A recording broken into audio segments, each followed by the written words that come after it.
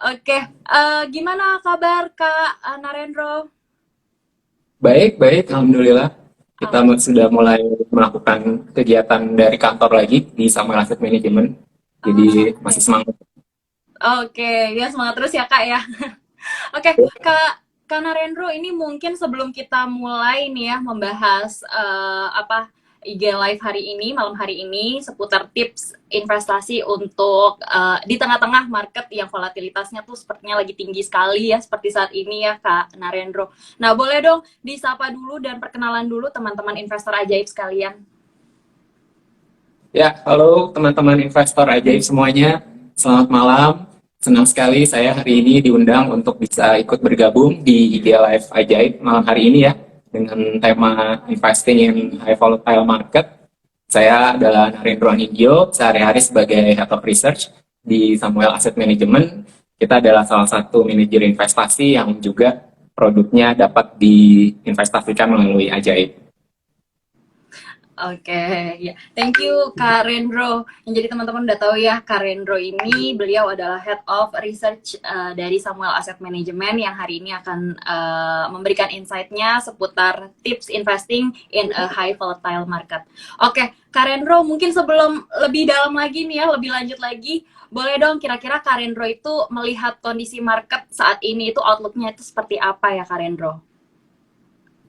Ya, kalau untuk market ya saat ini, mungkin secara singkatnya kita bisa bilang bahwa ini tidak terlalu mempunyai outlook yang positif, namun juga kita tidak mempunyai outlook yang negatif atau bearish. Jadi kurang lebih netral lah ya. Jadi kita melihat bahwa IHSG dari awal tahun itu sudah cukup positif ya, sudah cukup bullish. Sampai dengan saat ini, year to date itu sudah menghasilkan return sekitar 9%.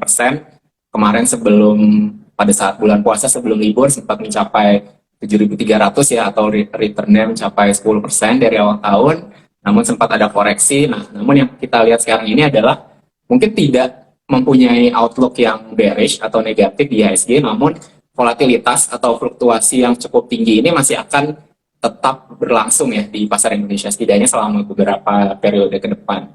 Mungkin kira-kira seperti itu, Mbak Cici. Oke, oke, iya, setuju banget Kak Rendro, karena memang kayaknya sentimen eksternal pun juga masih ramai ya seputar kenaikan inflasi di negara-negara maju gitu. Nah, mungkin pertanyaan selanjutnya nih Kak Rendro, seberapa pengaruhnya sih kira-kira sentimen eksternal terhadap pergerakan market kita nih, pasar saham kita saat ini? Ya, sentimen eksternal tentunya sangat berpengaruh ya terhadap pergerakan pasar saham kita. Jadi untuk sebagai gambarannya bahwa kepemilikan saham di Indonesia itu sekitar 40% itu dimiliki oleh investor asing, dan kemudian juga sampai dengan kemarin dari awal tahun itu dana asing ya yang masuk ke pasar saham kita secara net itu sudah melebihi sekitar 60 triliun rupiah, dan hal ini tentunya yang salah satu yang mendorong juga IHSG kita itu cukup perform di tahun ini, namun juga ada resiko bahwa modal ini bisa keluar gitu secara tiba-tiba dan secara cepat. Dan contohnya juga di awal bulan Mei kemarin ya, setelah kita liburan itu juga IHSG sempat mengalami koreksi yang cukup tajam ya, sempat kembali ke level hampir di awal tahunnya di sekitar 6.700 6.800, dan itu juga disebabkan oleh sentimen eksternal, yaitu di mana The Fed pada saat kita liburan ada rapat The Fed dari Bank Sentral Amerika yang di mana mereka semakin memberikan outlook yang hawkish ya, atau mereka semakin memberikan pernyataan tentang pengetatan suku bunga, dan itu sangat mempengaruhi market di seluruh dunia termasuk di Indonesia juga. Jadi memang pada saat ini salah satu pendorong utama dari volatilitas di pasar saham Indonesia sendiri itu adalah dari sentimen eksternal itu, Mbak Cisni. Oke, oke, ya, setuju, setuju. Karena kalau aku perhatiin juga ya Kak Rendro, kemarin itu setelah libur panjang Lebaran di bulan lalu, market kita tuh hampir 1 minggu gitu terkoreksi. Harinya nggak ada yang Ya, hijau gitu ya. Dan memang seputar karena sentimen eksternal justru ya, melihat fundamental ekonomi kita kan sebenarnya udah solid ya Kak Rendro ya. Banyak sekali ya. data-data ekonomi yang merefleksikan kalau kita ini benar-benar lagi ada di tahun pemulihan gitu. Oke, nah kira-kira nih Kak Rendro, strategi terbaik tuh untuk investasi di tengah-tengah market yang seperti ini tuh seperti apa ya? Ya, untuk market yang masih cukup volatile seperti ini ya, dari kami itu merekomendasikan strategi investasinya lebih berhati-hati. Berhati-hati dalam artian kita harus mempunyai diversifikasi yang cukup ya dalam alokasi aset. Jadi kalau kita menyarankan jangan dulu terlalu optimis atau terlalu berat mengalokasikan investasi kita di saham. Jadi ada juga aset-aset lainnya yang lebih defensif, contohnya di pasar uang, misalnya di reksadana pasar uang, ataupun juga ada sebagian alokasi mungkin yang di reksadana pendapatan tetap, itu bisa menjadi diversifier. Jadi portofolio kita tidak terlalu terfluktuasi oleh volatilitas di pasar saham ini. Dan juga kalaupun kita sebagai investor yang memilih saham sendiri, kita bisa juga melakukan diversifikasi secara sektornya, di mana ada beberapa sektor ya yang kita lihat itu cukup mempunyai outlook yang positif meskipun inflasi global itu sedang tinggi, di antaranya sektor-sektor yang terkait komoditas. Namun sektor ini tentunya juga harus kita imbangi dengan diversifikasi ke sektor lain yang lebih defensif, contohnya di sektor yang terkait dengan utilitas atau dengan consumer staples. Jadi intinya adalah kita harus lebih hati-hati dan juga lebih mendiversifikasi pilihan investasi kita. Jadi jangan terlalu agresif dulu. Mungkin kira-kira seperti itu. Oke, oke. Nah, kalau itu kan kalau dari sudut pandang sebagai seorang investor ya, Kak Rendro ya. Nah, kalau dari Samuel Asset Managementnya sendiri nih, kira-kira strategi apa sih untuk tetap menjaga performance kinerjanya Samuel Asset Management itu tetap baik gitu di tengah-tengah market yang volatilitasnya tinggi seperti saat ini? Ya, jadi kalau di Samuel Asset Management kita memang sudah sejak cukup lama itu menetapkan strategi itu kita berinvestasi sesuai dengan siklus bisnis dan juga dengan siklus pasar. Jadi kita melihat saat ini kalau untuk secara globalnya, perekonomian global itu siklus bisnis sudah berada di late cycle atau di fase siklus yang akhir di mana perlambatan ekonomi atau ada kemungkinan juga mungkin resesi ya di beberapa negara maju itu akan terjadi dalam periode bisa dibilang mungkin 1 atau 2 tahun ke depan. Dan untuk di Indonesianya sendiri itu kita melihat bahwa siklus bisnis itu sudah berada di setidaknya di cycle pertengahan atau mid to late cycle, di mana di Indonesia sendiri kita perkirakan inflasi mungkin sudah mulai akan meningkat. Nah, untuk menyikapi hal ini tentunya kita memilih sektor-sektor untuk di portofolio reksadana kita yang mempunyai alokasi saham itu yang diuntungkan oleh siklus seperti ini. Di antaranya itu sektor-sektor yang terkait komoditas seperti energi, kemudian juga komoditas metal, kemudian juga kita mengalokasikan lebih juga ke sektor-sektor yang kita anggap defensif ya, seperti consumer, utilities, dan juga selain itu kita juga mengalokasikan sebagian dari portofolio kita itu di cash, jadi kita masih mempunyai setidaknya buffer lah, atau masih mempunyai peluru gitu, dry powder apabila market ini masih berfluktuasi dan apabila dia mempunyai koreksi lagi yang cukup tajam ya, seperti di awal-awal bulan Mei kemarin. Mungkin kurang lebih seperti itu. Oke, oke. Thank you, Kak Rendro. Nah, kira-kira ada nggak sih, Kak Rendro, hal yang harus diwaspadai kalau misalnya kita melihat kondisi market yang seperti saat ini? Iya, mungkin kalau menurut saya ya salah satu hal yang paling harus diwaspadai ya oleh investor ya, baik itu investor individu maupun investor institusi pada saat market ini masih volatile, terkadang itu investor cukup yakin untuk menambah investasi mereka pada saat terjadi koreksi. Itu memang hal yang cukup baik, tapi juga ada resikonya, yaitu apabila volatilitas pasar ini kejadiannya lebih lama dari yang kita perkirakan. Jadi apabila ternyata ibaratnya kita sudah menambah saat terjadi koreksi, namun masih terjadi koreksi lagi. Itu adalah salah satu hal yang perlu diwaspadai, sehingga mungkin rekomendasi dari kita untuk semua investor itu adalah lebih konservatif gitu, biarpun itu menambah portofolio saat koreksi pun bisa dilakukan secara bertahap misalnya.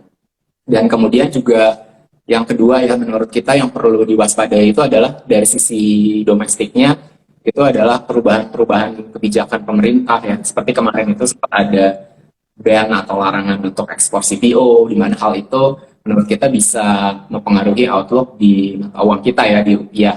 Dan kemarin juga rupiah sempat melemah ke 14.700 meskipun sekarang sudah kembali lagi ya ke 14.500. Dan juga seputar subsidi BBM yang kemarin tidak jadi dinaikkan harga pertalite-nya, namun ada penambahan subsidi. Namun kebijakan-kebijakan seperti ini tentunya bisa juga menjadi faktor yang memperparah volatilitas di pasar ya, apabila kebijakan itu tidak sesuai dengan ekspektasi dari investor. Mungkin kurang lebih hal-hal seperti itu ya yang kita lihat perlu diperhatikan.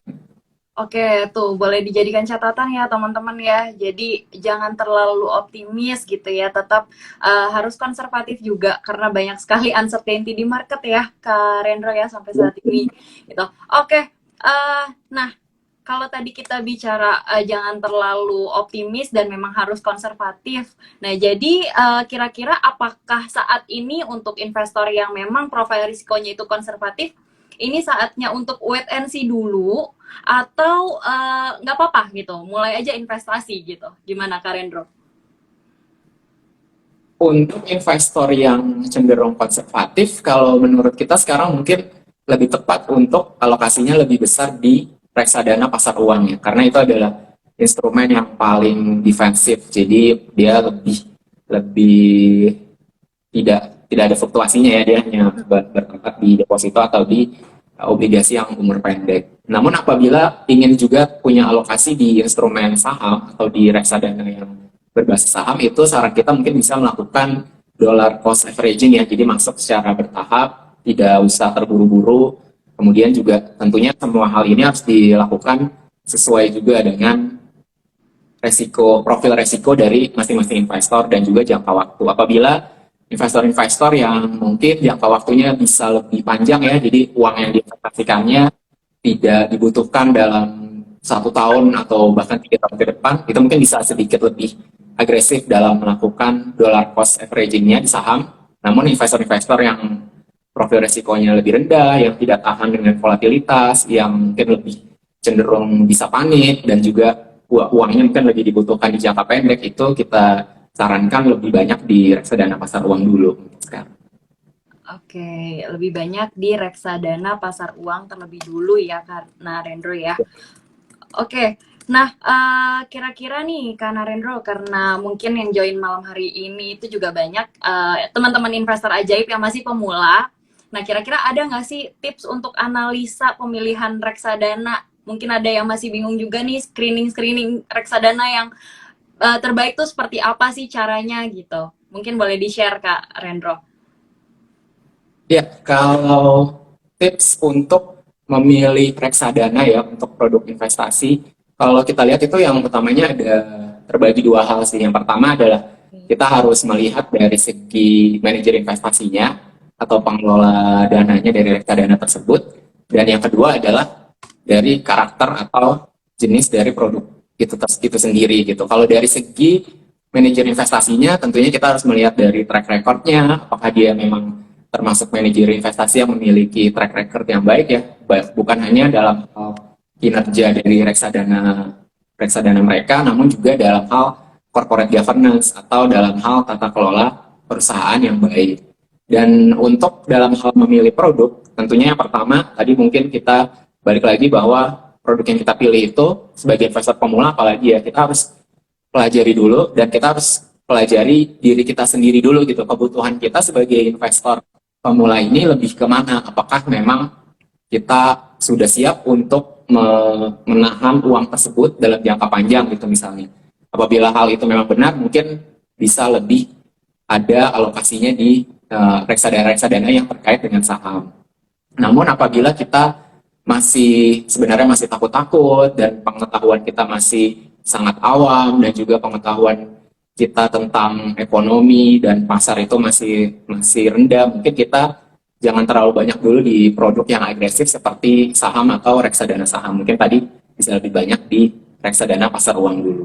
Dan di antara produk-produk di aset kelas yang sama, misalnya, jadi kalau mau alokasi di reksadana saham, pilih reksadana sahamnya gimana Kak? Nah, itu kalau dari kita mungkin kita harus melihat dulu dari segi pertama strateginya ya. Jadi biasanya itu mungkin sebagian dari produk strateginya dipaparkan mungkin di website manajer investasi tersebut atau di fund fact sheet dari reksadananya, atau bisa menghubungi relationship manager ya atau marketing dari perusahaan MI reksadana tersebut, strateginya seperti apa. Dan kalau kita sebagai pemula, kalau saran saya, carilah reksadana saham yang strateginya itu tidak terlalu agresif ya. Jadi bukan yang mencari return setinggi-tingginya untuk melebihi return pasar, tapi lebih yang berinvestasi di saham-saham yang big caps, yang kapitalisasi pasarnya besar, yang liquid, dan juga yang lebih mengikuti atau tidak terlalu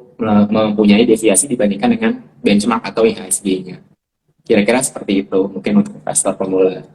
Oke, ya tuh ya teman-teman ya, tadi dua hal yang harus diperhatikan. Pertama, pemilihan manajer investasinya, yang jelas udah performance-nya tuh secara historical udah terbukti gitu ya. Kemudian yang kedua, ini sebenarnya kembali lagi ke tujuan investasi teman-teman sekalian. Kira-kira tujuan investasinya tuh seperti apa? Dan pemilihan dari produk-produk reksadananya itu bisa mengikuti gitu. Kalau memang holding periodnya agak panjang, ya mungkin di equity fund atau di reksadana saham itu pilihan yang terbaik ya, karena returnnya bisa optimal gitu ya Kak Rendro ya. Tapi kalau yang memang mungkin tujuan investasinya hanya untuk short term aja atau jangka pendek, ya mungkin RDPU bisa jadi pilihan ya. Oke, menarik-menarik. Nah, kemudian nih Kak Narendro nih, untuk saran ya, misalnya untuk teman-teman investor pemula, saran terbaik untuk teman-teman investor pemula itu kira-kira bisa dibantu share nggak Kak Rendro? Terutama untuk pilihan-pilihan produk reksadana yang mungkin juga Samuel Asset Management punya. Ya, untuk investor pemula ya, mungkin kita bisa untuk berinvestasi di tiga jenis reksadana dulu ya. Jadi jangan hanya di saham saja, tapi kita bisa alokasikan di reksadana saham, kemudian kita bisa juga alokasikan di reksadana pendapatan tetap, dan juga di reksadana pasar uang. Sama mungkin ada satu lagi di reksadana campuran, tapi kita mungkin harus tahu juga campurannya ini kadang ada yang lebih berat di sahamnya juga gitu, jadi sama aja dengan reksadana saham, atau ada yang lebih defensif, lebih banyak di pendapatan tetapnya dan di cashnya. Nah, kalau untuk yang pemula mungkin kita bisa sarankan ya setidaknya 30% lah dari tiga aset itu ya, yang 30% reksadana saham, 30% reksadana pendapatan tetap, dan 30% reksadana di pasar uang.